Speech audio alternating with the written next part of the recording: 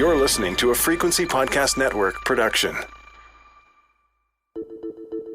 Some of you will scoff at this, but it's true. You have to be reasonably well-educated to become a member of Parliament in the House of Commons. If you're a sitting MP, you've almost certainly graduated from a post-secondary institution, and you may even have another degree on top of that. If you've had this job for any length of time and you've bothered to do it, you've been exposed to files on everything from housing to healthcare to foreign policy. And somewhere along the way, even if it was only way back in grade 10 history class, you learned about the Second World War. Even if it was just as simple as Allied, good. Axis, Nazis, bad. All of which brings us to the events of last week. We have here in the chamber today Ukrainian-Canadian world veteran from the Second World War who fought the Ukrainian independence against the Russians. Surely, out of the hundreds of MPs that were sitting in the House as the now former Speaker introduced a guest who would soon be infamous, there were one or two MPs who had paid attention in history class or just knew a little bit about the Second World War, who were listening and thinking to themselves, wait, fought against the Russians, but wouldn't that mean that... But by then, the House was on its feet applauding, and an international incident was born. Today, we'll examine that incident and who actually bears responsibility for it. But we'll also examine the fallout from it, why the Liberals and Justin Trudeau will not receive the benefit of any doubt in this affair, or indeed in any other.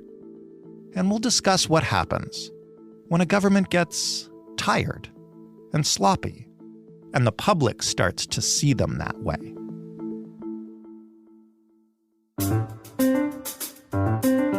I'm Jordan Heath Rawlings. This is The Big Story.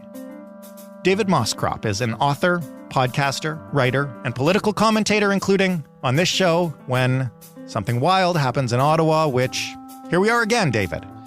Yeah, this time I feel there are own goals and there are goals that you give up that are something beyond an own goal because it's not quite an own goal. It's just maybe it's a bad beat. And the Liberals have suffered a bad beat right now because ultimately I don't think this scandal is their fault, but they're going to probably end up wearing a good chunk of it. Well, before we start in on who's at fault and everybody's differing interpretation of events for their own reasons, why don't you just tell us the facts of what happened in the House of Commons last week when the Ukrainian president was visiting? So here are the basics. So President Zelensky visits Canada. He participates in a joint address in the House of Commons, and he gives a speech. Prior to the speech, the Speaker of the House of Commons, Anthony Rota, introduces a veteran and describes him as a veteran of the Second World War who fought for Ukraine against Russia, calls him a Ukrainian hero and a Canadian hero, and everybody gives him the veteran a standing ovation. No one clues in at the time, as far as we can tell, that the man fought for the Nazis against the Allies, which is what is implied by a Ukrainian veteran who fought against the Russians in the Second World War. And what exactly do we know specifically about the man that the Speaker honored, beyond what you just said? Well, the fundamental, basic, important top-line takeaway is he was a man who fought with a Nazi SS division, the Ukrainian Waffen-SS 14th Grenadiers in 1943, and who came to Canada subsequently after the war. Incidentally, many from the division did. And he is a constituent, I should say, in the Speaker, the former Speaker now, Anthony Rota's riding. He's 98 years old. And Poland, because now this is a biographical fact of note. The Polish education minister is taking steps to have him extradited for his participation in the war. So this has now officially become, I believe, they call it an international incident? This is an international and historical incident of some considerable concern. Yeah, this is not just a mistake in the House of Commons in Canada. Right. It is now bound up with world history, with the history of the Second World War, with geopolitics in Europe, with the Russian-Ukraine war, because the Russians were very quick to pick up on this and to use it to fuel accusations of Ukrainian Nazism, which is going to do a great disservice to President Zelensky and the Ukrainian war effort. So this is more than a small mistake or an omission or a failure to vet. It's now a full-blown international incident. We're going to talk about how the mistake happened and what comes after it in a sec. But first, because it's an interesting aside and because you mentioned all the historical context here, how does someone who fought with the Nazis end up eventually just living comfortably in Canada? So Canada has been full of thousands of Nazis for decades now, including, according to the 1980s Deschênes Commission that looked into this, at least 90 to 100 war criminals. We welcomed them in the aftermath of the Second World War. The folks who came from the division in which Hunka served came by cabinet-level direction in 1950. And the history is deep, immense, complicated, but essentially, for instance, the Nuremberg trials found the SS as an organization to be a criminal organization, to have committed war crimes. Canada didn't consider the individuals war criminals who were parts of the division, unless they'd been proven to be war criminals. And so we welcomed them, quite a few of them. And then in the 1980s, with the Deschênes Commission in the Mulroney years, which anybody can go look up, you can go find the PDFs. There are several hundred pages that are classified, but plenty of it isn't. We find that, as I mentioned, a number of those individuals, Nazis in general, were found to be war criminals, but the particular division was never found guilty of war crimes. That's not to say they aren't guilty. And this is an important distinction that's been lost in the coverage. They were never found guilty. It's not to say they aren't. And there's plenty of criticism of the Deschênes Commission and its capacity and limits at the time, and whether or not it did sufficient research. It didn't travel to Europe, for instance, to discuss the people who had landed in this country. That is really fascinating historical context. And I think a lot of people saw the headline of like, whoops, Nazi honored at the House of Commons and are just learning about this now. Yeah, it's stunning. And I mean, this is something, as someone who spends time thinking about Canadian history, that I was aware of, but the particular details eluded me. David Pugliese from the Ottawa Citizen is a fascinating source on this. He's done much more research and he's written several pieces on this, and his pieces are illustrative of just how complicated the history is, but just how much is missed in the mainstream, which is quite a bit. And we, to our national shame, have not paid enough attention to this. And it really says something that members of Parliament in the gallery listened to that introduction, stood up and gave an ovation to the man without doing the math. Right. That if you were a Ukrainian volunteer fighting the Russians in 1943, you're not on some secret third side. As much as people want to try to complicate this, there were two sides. There was the Nazi side, the Axis side, and there was the Allies side. And if you were fighting the Russians, you were fighting for the Nazis. Right. I read this in one of David Pugliese's pieces. He had said that the Deschênes report in the 80s found that some of the Ukrainians who had fought in that division had participated in the Holocaust and in other war crimes. Right? So it wasn't as if this division was just simply Ukrainians who were fighting for nothing but Ukrainian independence from Russia, and they had nothing to do with the Nazis.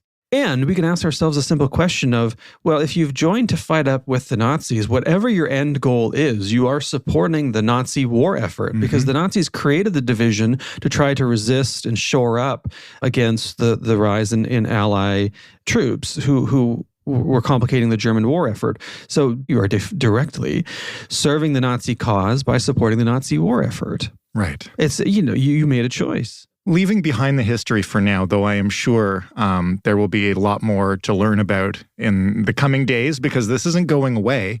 Like, how does this happen in the first place? So this is where things go from political to partisan and get sort of silly. And we can talk about that more later when we talk about who's blaming whom for what precisely.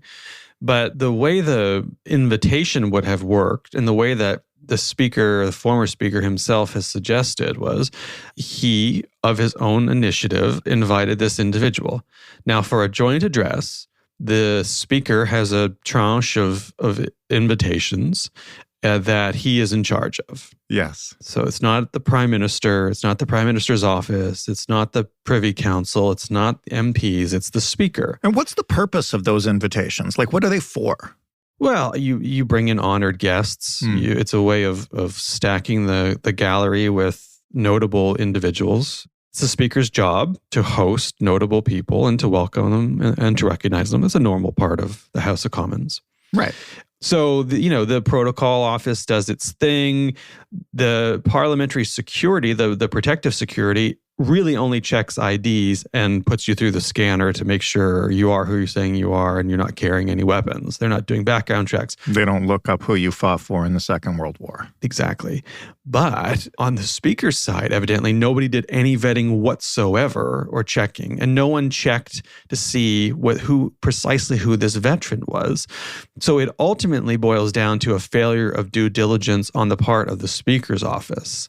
No one saw this name, know who this person was, or said when they invited him, let's maybe check what it means to have fought for Ukraine against Russia in 1943. No one ever checked that. There's just a failure of checking at every point. But I will say this very important point. People who say that, well, the government ought to be checking and vetting anyone who comes anywhere near the House of Commons, especially if a foreign head of state is here, is challenging the right of the Speaker and the House of Commons to govern its own affairs, which for hundreds of years has been a point of contention among those who want independence of the House from the government, right? And which we think is good. The government doesn't vet who gets to go in the Commons. The Commons belongs to the people. It belongs to the parliamentarians. It doesn't belong to the government. The government's a separate thing. So this was a failure of the Commons, particularly of the Speaker, not of the government. Once it became clear who this was and who he had fought for, and that this was, in fact, going to become a huge thing, how did the government handle it? And again, I know that there technically is a distinction between the government and the House, but this was laid at the government's feet. Yeah, so the government faced blame, I think, both from the opposition conservatives who were rather cynically trying to blame the government for this, and from people who just assumed or associated it with the government because, well, it's the House of Commons and the government runs the parliament, right? And so therefore it's their fault. Because typically most Canadians don't really pay close attention to the fine workings of parliament or even the general divisions of branches of government. So it's an easy mistake for people to make if they don't know how this thing works. But the government initially said, well, it's appalling. No, they didn't rush to defend it. They very quickly realized it was problematic. But they did say, Minister Gould, the House leader of the Liberals in particular, we shouldn't politicize this. Well, good luck. It was going to be politicized, and it should be politicized. But what it shouldn't have become was a stupid exercise in partisan sniping, which is what it actually became. And then the government, again, Minister Gould said in the House, let's strike it from the record. Let's take the speech out of the record because it's offensive and so on and so forth. And the response to that was, no, we don't memory whole things in this country. Yeah. And so the government fumbled, I think, both attempts initially to deal with this. And then finally, they got on the Anthony Rota must resign train on Tuesday. That a lot of people had been on for a couple of days already. Yeah, I think I raised it myself on Saturday, maybe even Sunday. And by Monday, it was pretty clear what was going to happen.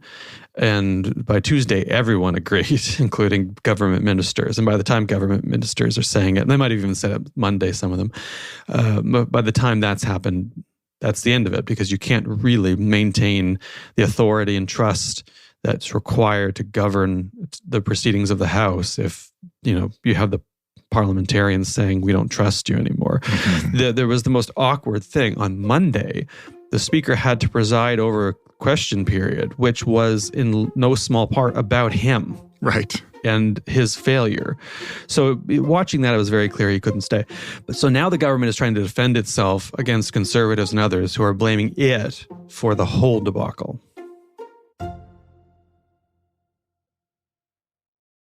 How did the opposition react to it? And on one hand, it's something that probably everybody should have condemned immediately. On the other hand, let's be honest, it's an opportunity for them. Well, that's exactly it. They were opportunistic. They obviously filtered this through a partisan lens and thought, okay, this is a chance for us to blame Justin Trudeau for this big international embarrassment and national embarrassment. And so they're laying it at his feet, saying, well, it's Justin Trudeau's fault. He needs to apologize for this. It's his fault it happened. How could it happen under his watch, et cetera, et cetera, et cetera. The Speaker himself said this has nothing to do with the government. The former Speaker, I should say. Things move fast in this world. Yes. That Anthony Rota himself said this had nothing to do with the government. This was me in my office. And the government says Justin Trudeau didn't meet with this veteran, Yaroslav Hunka. He didn't invite him. He had nothing to do with him whatsoever, nor did President Zelensky of Ukraine. It was very much the Speaker, full stop. And that makes sense. It's the Speaker's constituent. And there are moments where I think Hanlon's razor explains this, right? We shouldn't attribute malice to that which could be explained by incompetence. Yeah. There's a good chunk of me that thinks someone just never made the connection of what it meant. They could see the parallel here. Like, oh, this constituent is Ukrainian. He fought in the Second World War. The Ukrainian president's here. That's great. That's a good fit. And no one ever did the math right. or asked the next question because they just had no conception of what that meant. And here we are now with this massively hurtful and embarrassing international incident. Like I say, it's really funny to imagine the one or two people there that were figuring it out in real time. Well, even Anthony Rota, I mean, this is wild speculation, but if you watch the remarks he delivers, you can see him for a moment kind of pause and make a face as if he's doing the math on the fly. Because he's not a stupid man. It might have occurred to him in that moment. Oops, indeed. Obviously, this is a really stupid mistake to have happened, however it happened. And as you say, it likely has absolutely nothing to do with the Prime Minister's office or the higher levels of the Liberal government. But what I'm interested in here is what it might say about where this government is at right now and what people are thinking about them as the sort of government that would just slip up and allow this kind of dumb thing to happen. And I think this is a critical point. This government is tired. Its staff are tired. It's been bleeding staff for years. Its best days are evidently behind it. It is prone to serious gaffes and mistakes and being out of touch. People are frustrated with it. They're turning to the Conservatives as the answer.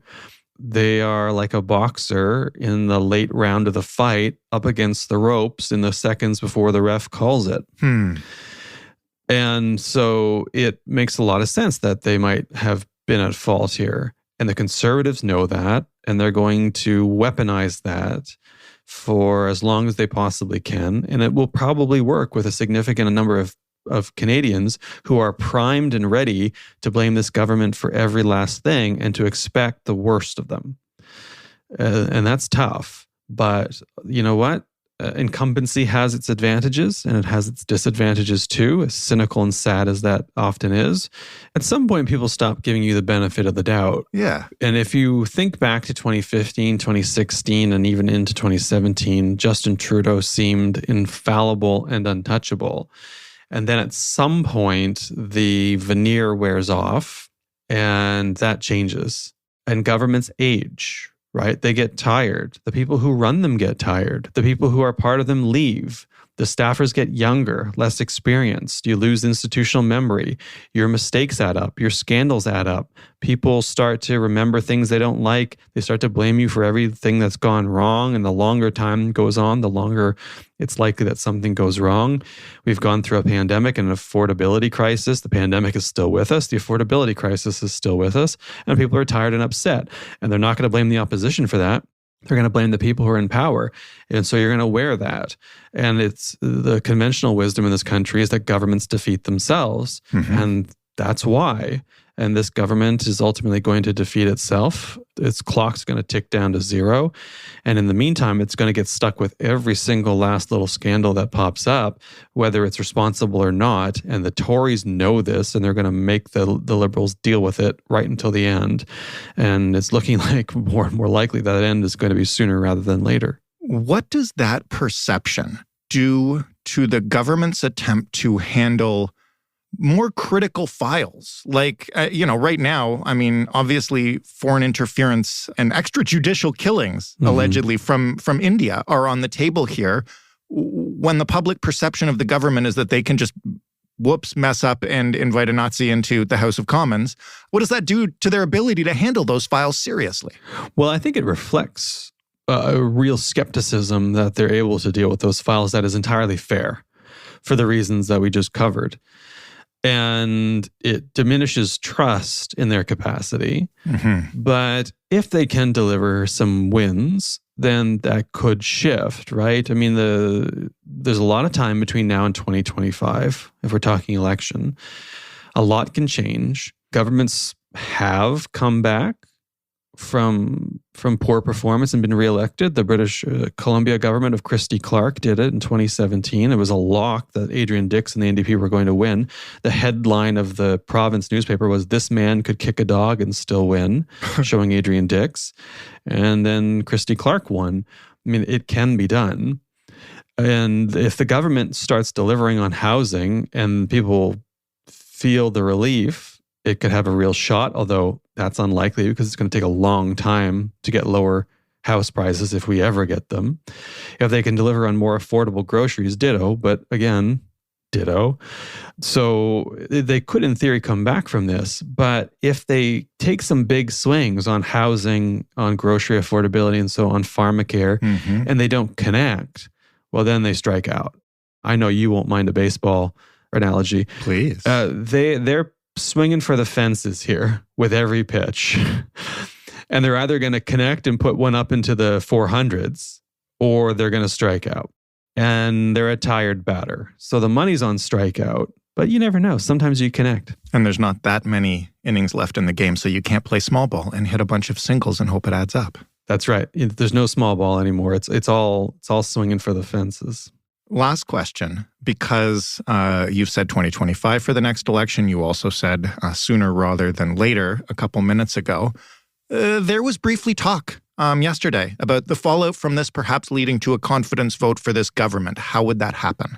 If there's a real sense that the Liberals are vulnerable and can't govern, opposition members could decide that they wanted to try to trigger an election. They could express non-confidence in the government. It's not super, super easy. They can either defeat the government on something that's billed to be a confidence motion, or they could use some of their limited time in the House to bring their own confidence motion. But the question is, does the NDP want to do that? Because you'd need the NDP to be behind it. At the moment, I would say probably not, for a couple of reasons. They're probably not super duper election ready. They may not be in a position in the polls where they want to be either, although they may be.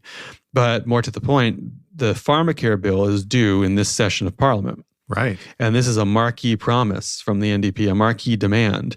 And they would have a very hard time explaining to people why they defeated the government that was offering the pharmacare bill that they've been fighting for years. Unless the bill is utterly unacceptable, in which case you could imagine them saying, well, no, we wanted a Cadillac and you gave us a jalopy.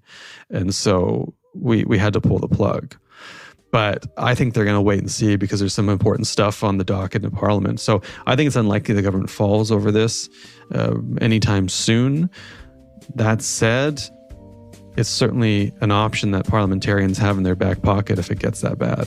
Oh boy. David, thank you for this, as always. Oh, my pleasure. David Moscrop, who you can find at davidmoscrop.substack.com and at your favorite bookstore. His book is called Too Dumb for Democracy. That was The Big Story. For more, head to thebigstorypodcast.ca. Talk to us with feedback on this or any other episode. We love to hear from listeners. You can hit us up on Twitter at TheBigStoryFPN. You can shoot us an email at hello@thebigstorypodcast.ca. And you can leave us a voicemail by calling 416-935-5935. Thanks for listening. I'm Jordan Heath Rawlings. We'll talk tomorrow.